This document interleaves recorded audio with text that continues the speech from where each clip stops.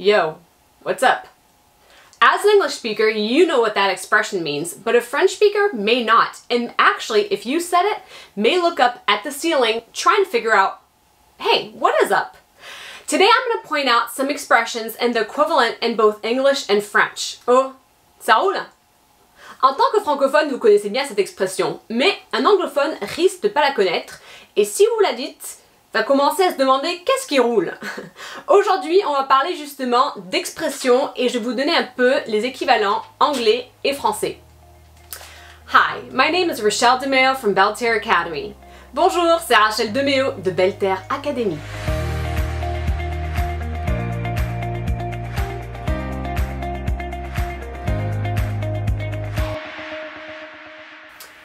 Okay, so expression number one. In English, you could say that you have a frog in your throat, and that means you're just gonna have a hard time saying something.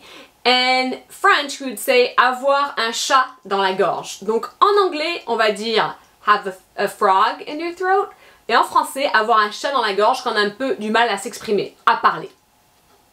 In French, the expression tu as la main sur le cœur means that you are a very generous person.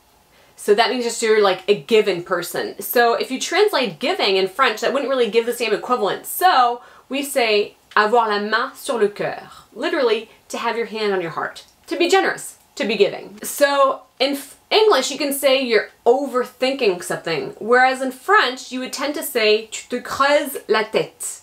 Tu te creuses la tête, c'est l'équivalent en anglais de dire you're overthinking. Ça veut tout simplement dire que vraiment on se prend la tête, on réfléchit trop. Two similar equivalents is you have it on the tip of your tongue. That's the same as the French expression, which is tu l'as au bout de la langue, ok? Donc tu as quelque chose à dire, tu as le mot sur le bout de la langue. Donc cette expression peut se traduire littéralement en anglais et en français pour avoir ce sens figuratif qui se comprend très très bien. Another one is you say the walls have ears, and you understand it means that somebody is probably listening on to the conversation. Et pareil, en français, on a l'expression qui est équivalente à l'anglais, que les murs ont des oreilles. Et vous comprenez bien que ça veut dire que quelqu'un écoute un petit peu votre conversation. Donc ça, c'est deux équivalents qui sont pareils, c'est pas toujours le cas. So those are two equivalents that are the same, but it's not always the case. When you're trying to say like, oh, I'm so fed up with this problem, because you're really trying to think it and it's just, you know, causing you frustration. In French, you could say oh, je m'arrache les cheveux avec ce problème. Donc en français, quand on s'arrache les cheveux avec un problème, on peut le traduire de cette façon en anglais. Suddenly got goosebumps.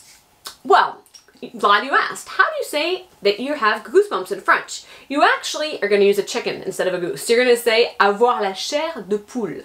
Donc avoir la chair de poule en français. Et l'équivalent, on va utiliser pas une poule mais une oie pour dire to have goosebumps en anglais.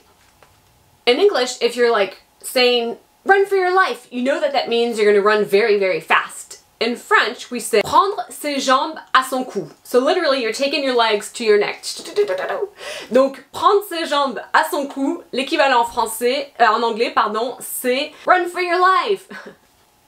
And if a person is very talkative and chatty, you could call him a chatty cat, right? In English.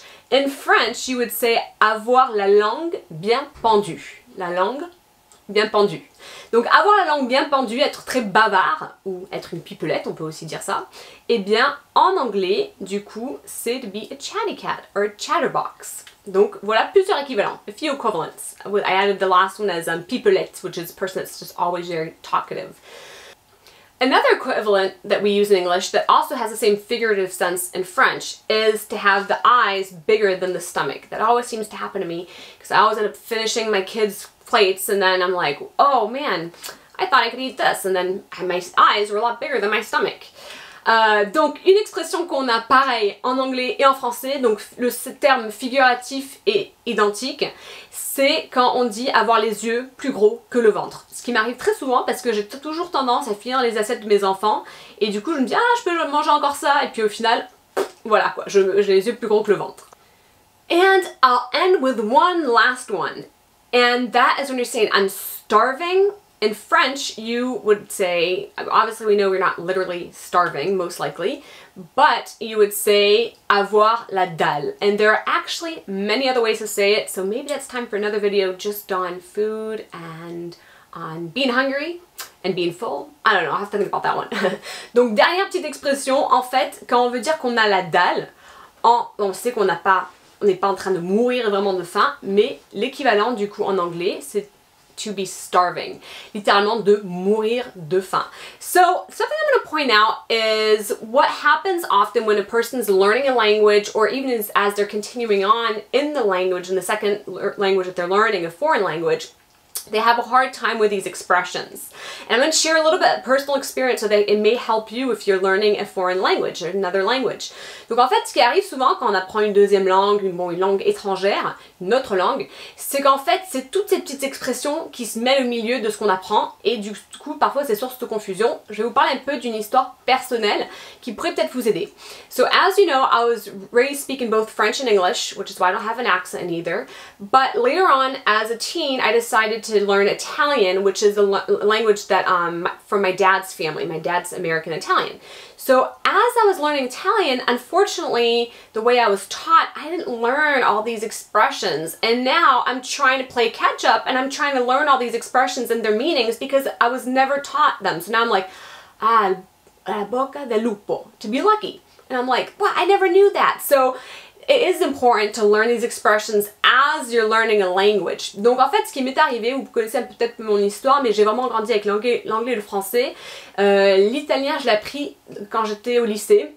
En fait, j'étais motivée par mon père qui était d'origine italienne, il est américain-italien. Et en apprenant l'italien, malheureusement, la façon qu'on m'a enseigné, on m'a pas appris toutes ces expressions. Donc maintenant, j'essaie de me rattraper un petit peu en apprenant des expressions comme al bocca del lupo, avoir de la chance. En fait, de la bouche du loup, mais en fait, ça veut dire avoir de la chance parce qu'en fait, je connaissais pas toutes ces expressions. So, as you're learning a language, what I encourage you to do is also learn these equivalent of expressions that people use all the time. As much as possible, don't try to focus on the literal meaning, but focus more on the figurative meaning or the imagined meaning. That's another way that we word it in French. Expression imaginée. Donc en fait, alors que vous apprenez cette autre langue, ce que je vous encourage à faire, c'est justement apprendre ces expressions que l'on utilise tout le temps et qu'on se sert vraiment très souvent. Et ne vous focalisez pas sur l'expression littéraire, vraiment ce que ça veut dire, mais plutôt dans le sens figuratif ou plutôt cette expression imaginée, comme on peut dire en français. Ciao amici!